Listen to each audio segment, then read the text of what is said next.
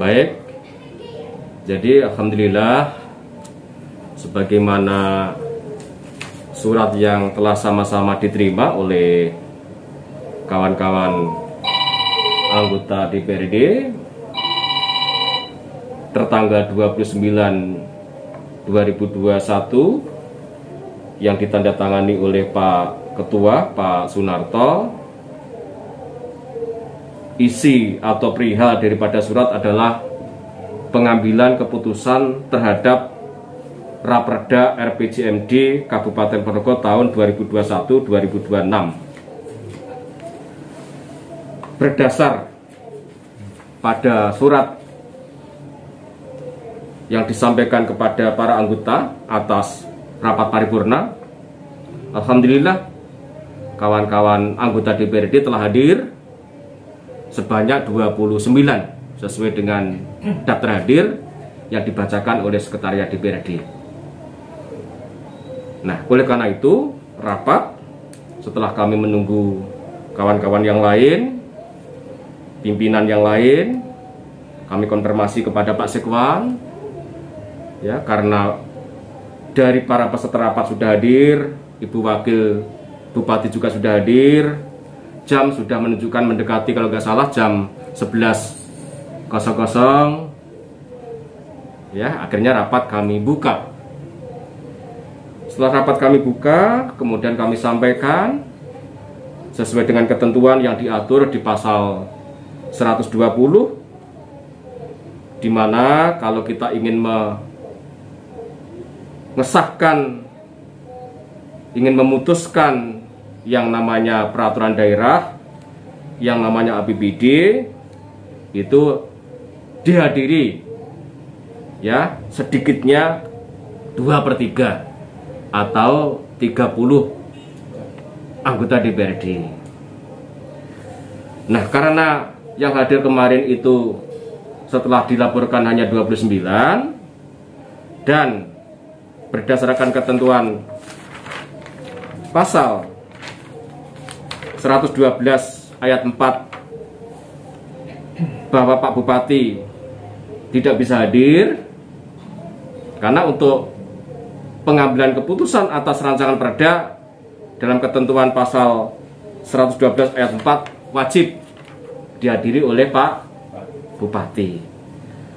Berdasar pada ketentuan pasal 112 ayat 4 dan ketentuan pasal 120 ayat 1 huruf B, maka rapat kami tunda pengambilan keputusan. Nah, setelah kami tunda, ada banyak usulan dari para anggota yang kemarin sama-sama kita dengar agar pengambilan keputusan ya dijadwalkan pada hari Senin tanggal 5 Juli 2020.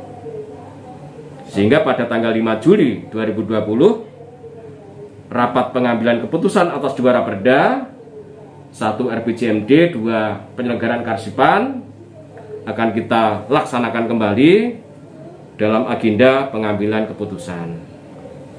Namun di luar pengambilan keputusan, rapat harus kita buka sepanjang memenuhi ketentuan 120 huruf C. Sepanjang memenuhi ketentuan 120 huruf C. Bunyinya ya, dihadiri oleh lebih dari separuh 1/2 jumlah anggota DPRD untuk rapat paripurna selain rapat pengambilan keputusan sebagaimana pada huruf A dan huruf B. Jadi selain pengambilan keputusan, maka rapat wajib dihadiri lebih dari 1/2. Oleh karena kemarin yang hadir 29, artinya telah memenuhi 1/2, maka rapat kita buka. Ya, rapat tetap kita buka, tapi kita tidak akan mengambil keputusan. Kalau ternyata kemarin yang hadir kurang dari separuh, Mas, nggak bisa, saya juga nggak bisa buka. Ya, karena itu melanggar ketentuan 120 huruf C. Pertanyaannya kan kemarin kan undangannya pertama untuk pengambilan keputusan RPJMD. Sementara berkembang ada perubahan tatip itu kan tidak ada undangan dan di luar materi. Baik. Kenapa rapat tetap dilanjutkan itu? Baik.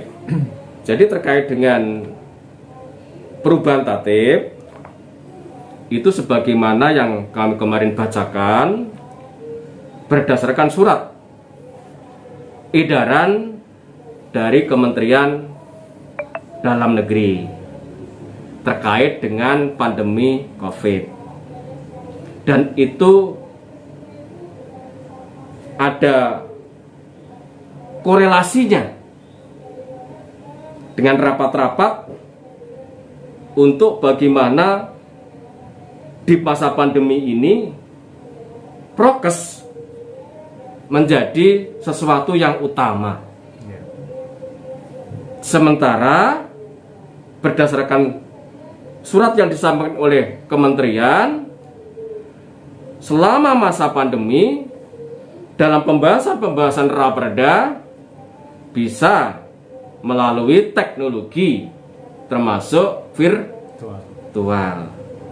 Jadi apabila kita telah memasukkan peraturan Menteri Dalam Negeri di dalam tata tertib, maka peraturan-peraturan daerah yang akan kita bahas selama pandemi ini, apakah itu RPJMD atau peraturan-peraturan daerah yang lain yang menjadi inisiasi eksekutif maupun inisiasi DPRD, tetap dapat kita bahas baik hadir secara fisik maupun secara virtual. Itulah yang kemarin kami juga sampaikan dan juga telah disampaikan oleh Menteri kepada Pak Gubernur surat itu, Pak Bupati, Pak Wali Kota, Pak Ketua atau pimpinan DPRD se-kabupaten kota se-Indonesia yang kami bacakan kemarin. Sehingga saya pikir karena COVID di Ponorogo, ya kalau nggak salah sekarang masuk pada zona yang sangat-sangat memprihatinkan, merah.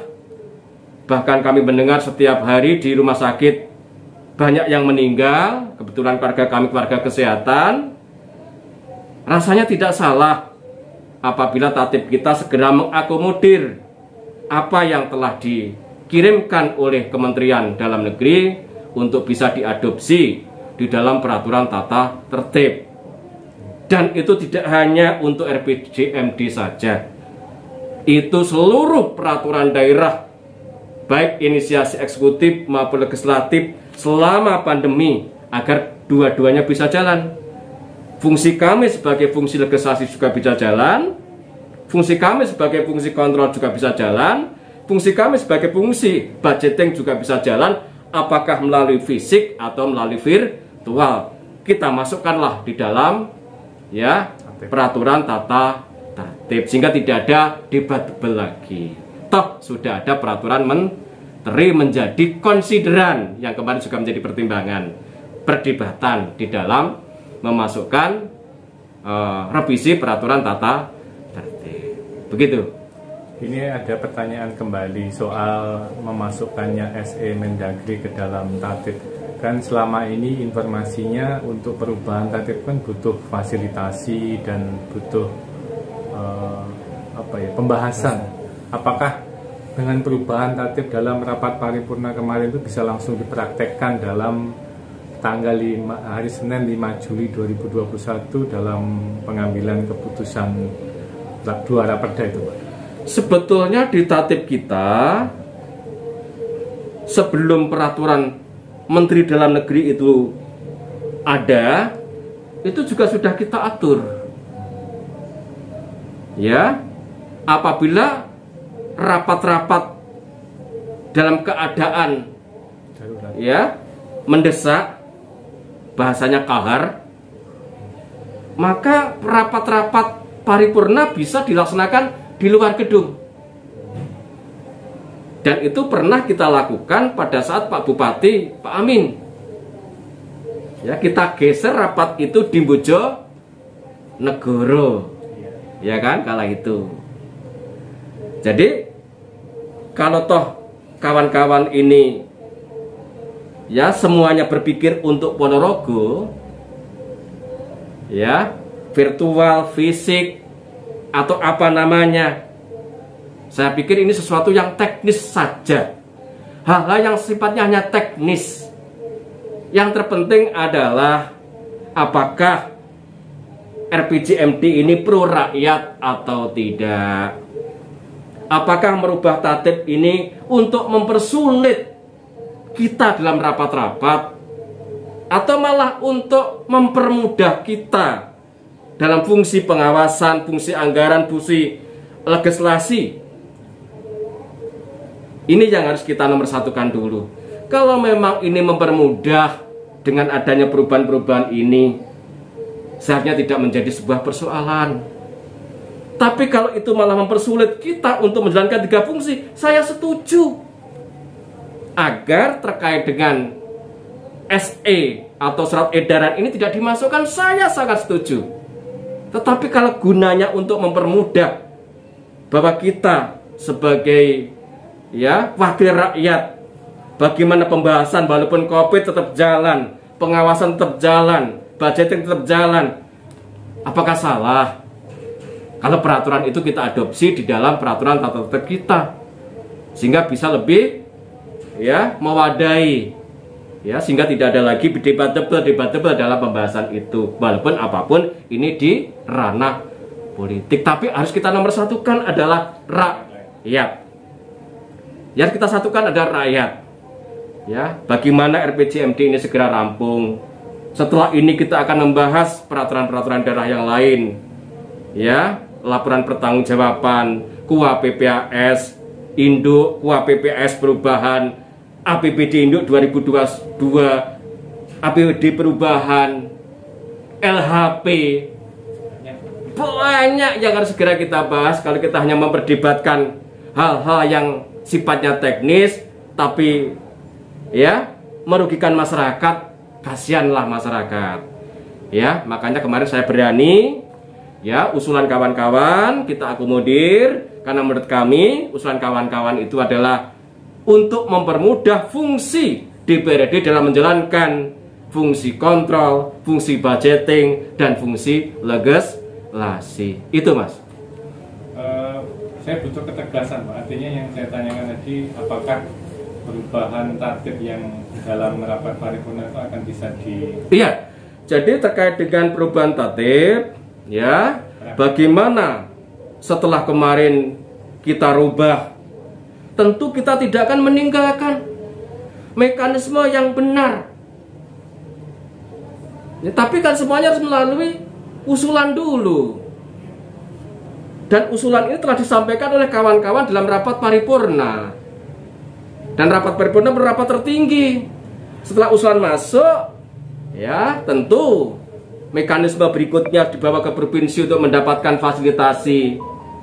Dan seterusnya. Tetap kita jalankan. Yang terpenting bagaimana produk yang kita hasilkan ini tidak cacat. Produk yang kita hasilkan ini mempunyai kekuatan yang sah dan benar. Kalau sampai cacat, maka produk semuanya juga akan cacat. Maka kami setuju. Setelah nanti ini kita revisi, kita konsultasikan, kita fasilitasi ke gubernur.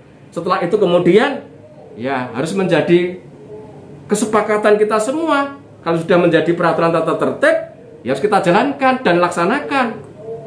Kami tidak akan melanggar itu semua. Insya Allah begitu, Mas. Jadi artinya masih butuh proses panjang lagi, Pak, perubahan tadi. Iya dong. Jadi nggak bisa serta-merta Senin itu dipraktekkan. Oh, nggak bisa. Kemarin dengan Pak Sek kan kita berdebat, dengan Pak Ari kita berdebat, dengan kawan-kawan kan kita berdebat juga di sana bagaimana kesiapan mekanisme dan sebagainya. Jadi kemarin itu merupakan pintu masuk dulu untuk merubah tatib di pasal yang sebagaimana kawan-kawan usulkan itu.